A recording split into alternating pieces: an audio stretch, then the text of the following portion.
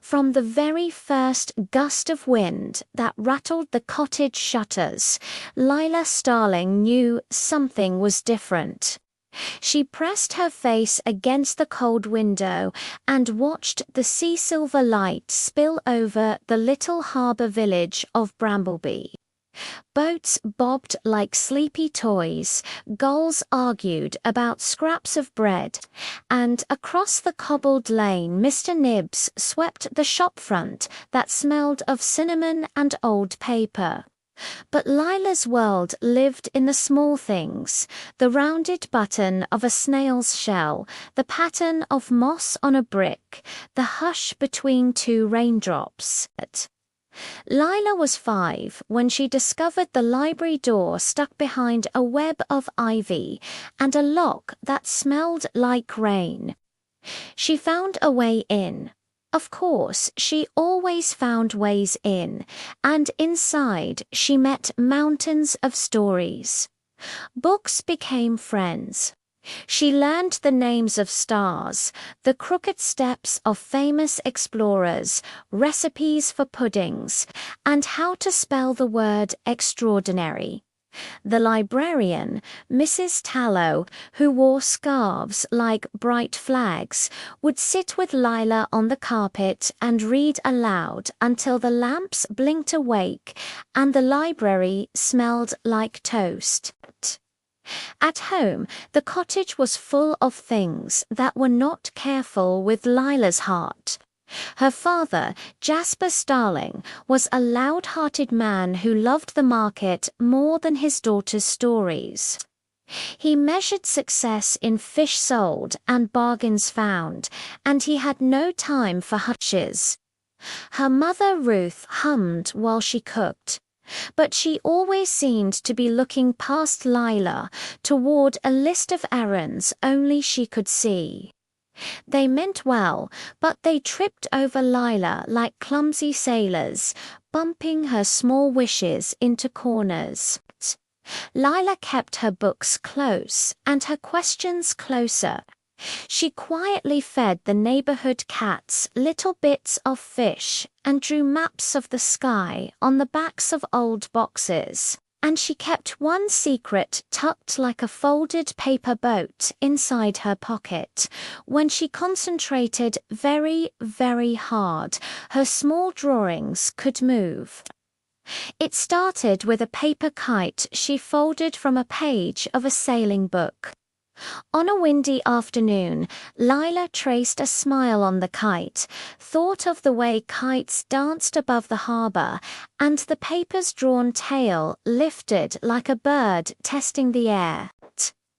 At first, Lila was frightened. Magic, she had read, sometimes made the world strange in dangerous ways. But the kite only danced. It never broke. Lila practiced quietly.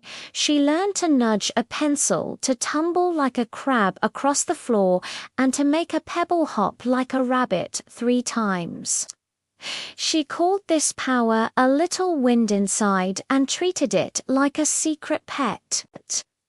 Not far from Lila's cottage stood Brambleby School, a broad brick building with high windows and a bell that chimed like a silver coin. The school had 2 kinds of grown-ups, those who warmed children like warm milk, and those who were sharp as storm-splintered wood. The headmistress, Madame Marrow, fit entirely into the first kind, patient, tidy, a woman who loved neat rows and tidy hands. The other kind lived in the shape of Mrs. Ironwood Tall, with rails, 4 shoulders, and a cape that sounded like dry leaves. She worked for the town council and liked rules like some people like sugar. Lila's teacher, Miss Finch, was the kind who warmed. She had hair like corn silk, a laugh that sounded like a jar of bubbles, and a kindness that could be measured in wildflower bouquets. Miss Finch spotted Lila the way a lighthouse spots a small boat in a fog. She noticed the light inside and cupped it gently. "Tell us where you found that map, Stargazer," Miss Finch would say, and Lila, surprised, would tell the class about the library steps. Miss Finch applauded the library, the maps, and the wonder Lila carried like a secret jewel. Lila's circle of friends grew. Sam, who loved to make puppets from newspaper. Mina, who collected shiny beads and told jokes about fish that learned to whistle. And old Nan, a bent gardener who told fortunes from the cracks in the pavement and who believed in Lila more than anyone. "Watch this puppet can wink," Sam would whisper, grinning as he made paper eyes blink, "and my beads can sing." Mina chimed, tapping her bracelet and laughing. Lavender afternoons were filled with secret clubs, paper crowns, and quiet spells practiced in Lila's pocket. Lila used her little wind to help a paper crown that would float enough to keep its shape during a hard rain, a puppet that could bow at the right moment, a piece of string that would find a lost button. One crisp evening, Miss Finch invited Lila to tea. They walked past the fishmongers, past a stray dog snoring by a lamppost, and up the hill to the teacher's cottage, which smelled of cinnamon, lemon, and old books. In a corner of the cottage sat a wooden chest with a carved bee on the lid. Miss Finch opened the chest and revealed a faded photograph and a small wooden music box shaped like a house. The photograph was of Miss Finch as a small girl, standing beside her own teacher, who smiled like the sun. "I used to be a loud-hearted child," Miss Finch said, "but someone sat with me and taught me how to taste the pages of a story. My teacher taught me to be brave inside and soft where it matters." Her voice trembled like a leaf. "Her name was Mabel," she whispered. "She gave me this music box and the key to being gentle." Lila, little detective by now, noticed the shadow under Miss Finch's eyes. "Did someone take something from her?" Lila asked. Miss Finch sighed and told Lila about the time a storm took Mabel's house and left a big quiet where music used to live. "Mrs. Ironwood is in charge of a lot of things," Miss Finch said slowly. "Sometimes grown-ups forget how to be gentle. They think rules are bigger than needs." As days folded into weeks, Mrs. Ironwood's rules grew heavier. She decided the schoolyard games were sloppy and that children's stories were frivolous. One rainy Tuesday, she decreed there would be no more storytelling hour. "Stories make children soft," she said, "and softness leads to trouble." The children looked at each other as if a wind had been taken from them. Lila felt her pocket buzz, with the little wind inside was restless. That night, Lila lay awake and listened to the rain tapping in a new rhythm. She thought of Miss Finch's faded photograph and the music box that no longer sang.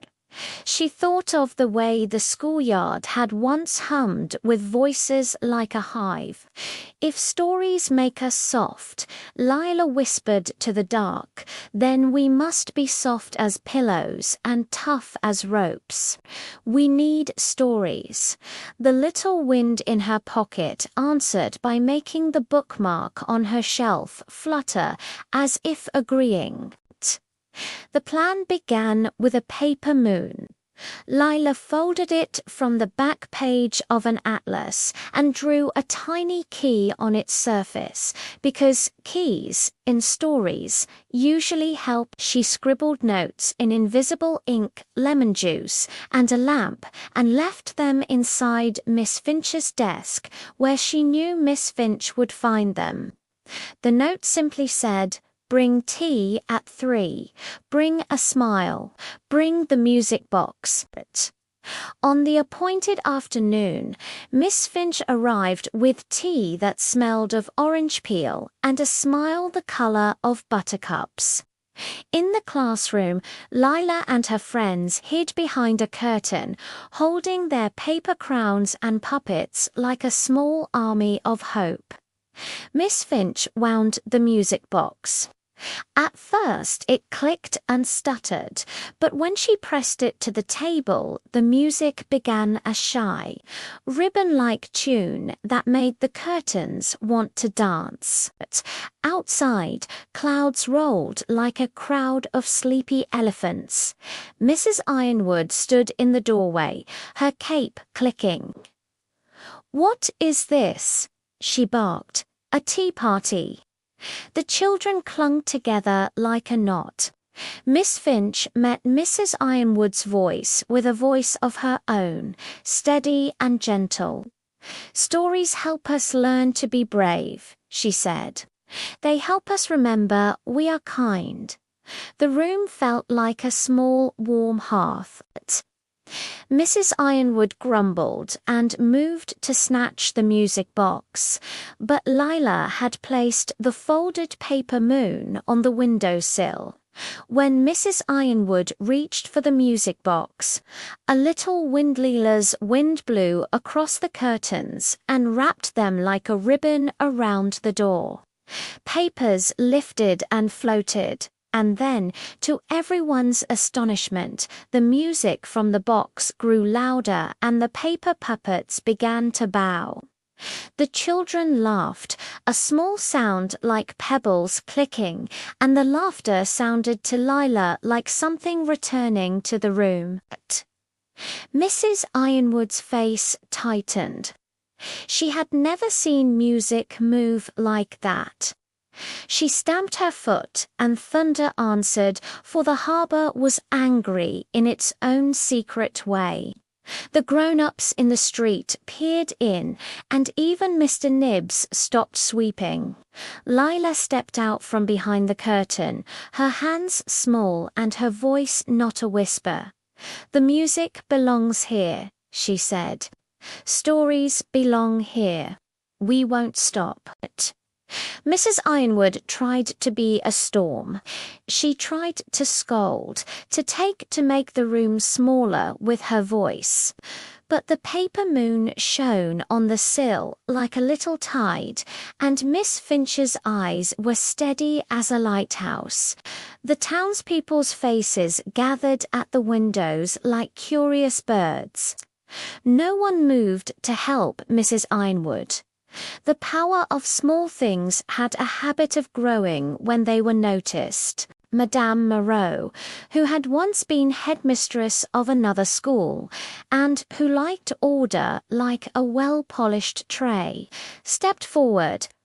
She had always been wary of Mrs. Ironwood's sharpness, but could not stand the hush that took the children's voices. "We will not stop the stories," Madame Moreau declared. "Children need songs and tea, and the softness that makes courage." The words were like a warm blanket, and they wrapped the room. Mrs. Ironwood blinked. No one had ever told her that she could be wrong. Her cape hung heavy. For the first time, Lila saw something like a crack in her armor. Sorrow, small and lost, like a button that had fallen down a drain. "My mother left long ago," Mrs. Ironwood said, her voice softer. "She used to sing at the window and I couldn't stand the noise, so I put up walls." Lila, who had been keeping careful watch, remembered the music box and Miss Finch's faded photograph. "Do you want to listen?" she asked. It was the bravest tiny question Lila had ever asked.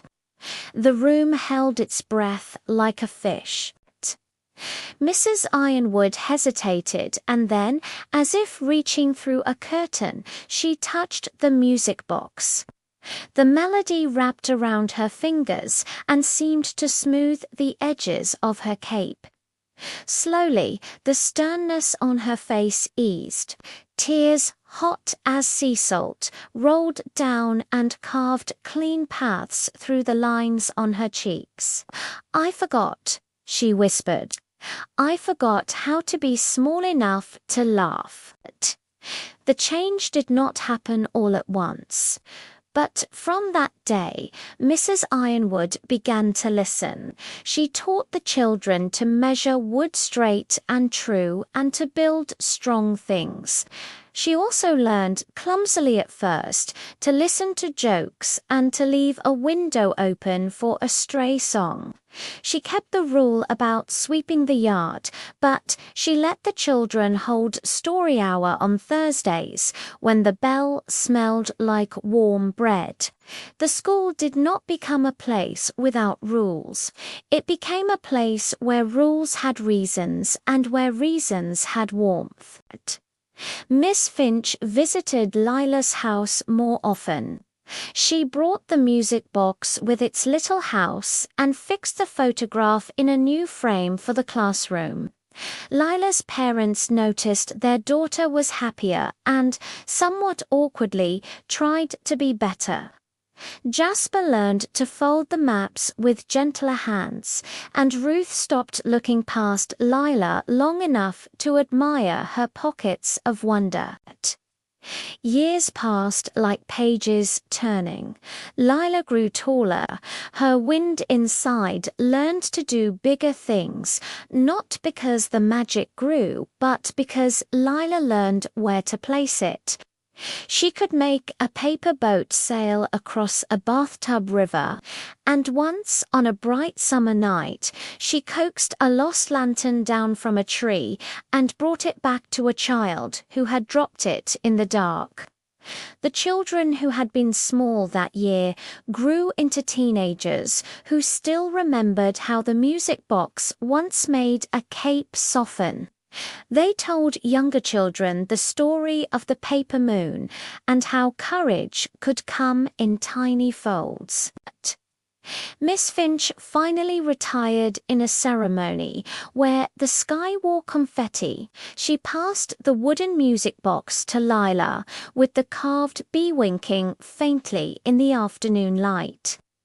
Lila kept the box on her shelf, and sometimes, when she was very certain the room needed a little courage, she would wind it and let the tune go out like a small flag.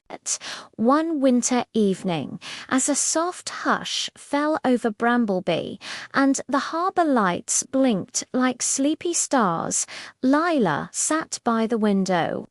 She watched a paper kite drift across the moon, its tail trailing like the smile of someone who remembered. Her parents sat together on the sofa, whispering about a new fishing route and laughing about a memory that used to be awkward. Outside, Mrs. Ironwood walked home with a parcel under her armwood for the school benches, and she paused to watch the children practicing a play. Lila took the music box and wound it once more. The tune poured into the room, small and steady like a heartbeat, and she thought of all the small things that had made a life: a librarian's scarf, a teacher's photograph, a paper moon on a sill. She stood and opened the window. A night breeze came in, carrying the smell of the sea and the soft sound of distant voices. Lila let the little wind inside her pocket out to play for a moment. It darted across the room and settled on the music box like a pet humming in its sleep. she whispered to the night. "Kindness is a power too. It can mend a cape, warm a house, and make people remember how to sing." The moon listened and shone a little brighter, as if taking notes. But when Lila grew up, she did not forget the hushes she once loved. She became a teacher with a cottage full of books and a shelf of folded paper kites. Mrs. Ironwood, who had learned to soften, came to her classes sometimes to teach carpentry. Miss Finch visited with biscuit tins and stories. The harbour kept its busy ways, and the village still smelled of salt and bread. But no matter how many rules arrived, the children always had a place for stories, and the music box lived on, a tiny house for brave tunes. And on clear nights, when the stars arranged themselves into a pattern that looked suspiciously like a kite, a little wind would travel across Brambleby, prying open windows just enough for stories to peek out and remind everyone that courage comes in small folds, like paper, and that kindness is the loudest magic of all. The moral small acts of kindness and courage can change even the hardest hearts.